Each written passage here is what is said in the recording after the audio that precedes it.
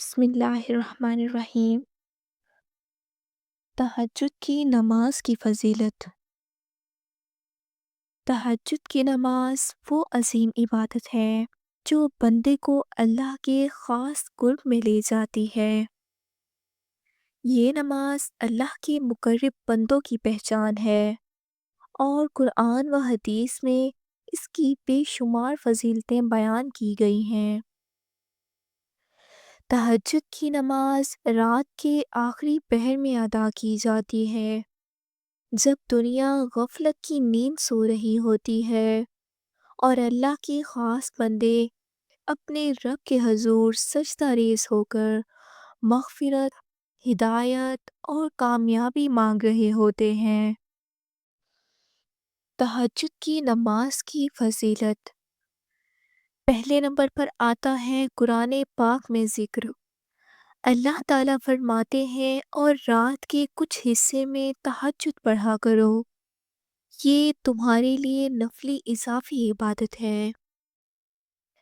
قریب ہے کہ تمہارا رب تمہیں مقام محمود پر فائز کر دے۔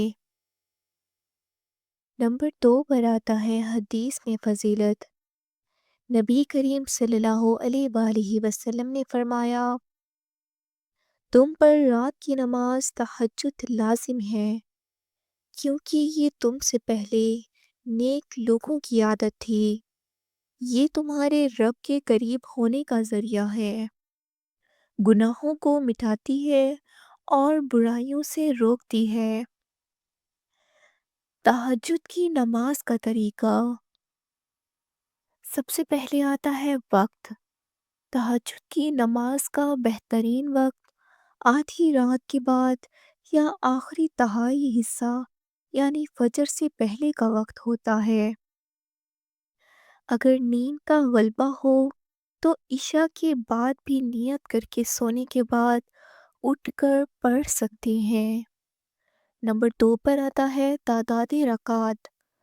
کم از کم 2 رکعت اور زیادہ سے زیادہ 12 رکعت پڑھی جا سکتی ہیں۔ نبی کریم صلی اللہ علیہ وآلہ وسلم نے فرمایا کہ زیادہ تر 8 رکعت تہجد پڑھ سکتے ہیں اور آخر میں وتر ادا کرتے ہیں۔ نمبر 3 پر آتا ہے نیت کرنا۔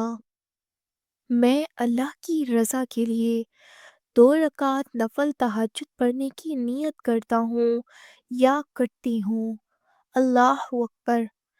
نمبر 4 پر آتا ہے قرات۔ پہلی رکعت میں سورۃ الفاتحہ کے بعد سورۃ الکافرون، دوسری رکعت میں سورۃ الفاتحہ کے بعد سورۃ الاخلاص پڑھنا افضل ہے۔ نمبر 5 پر آتا ہے دعا مانگنا۔ تہجد کے بعد دعا قبول ہونے کا خاص وقت ہوتا ہے۔ نبی کریم صلی اللہ علیہ وآلہ وسلم فرماتے ہیں، ہمارا رب ہر رات کے آخری پہر آسمان پر نزول فرماتا ہے اور پکارتا ہے کوئی مجھ سے مانگنے والا کہ میں اسے عطا کروں، ہے کوئی مجھ سے مغفرت طلب کرنے والا کہ میں اسے معاف کر دوں۔ اس وقت گڑ گڑا کر دعا کرنی چاہیے، اپنی حاجات پیش کریں، گناہوں کی معافی مانگیں اور آخرت کی کامیابی طلب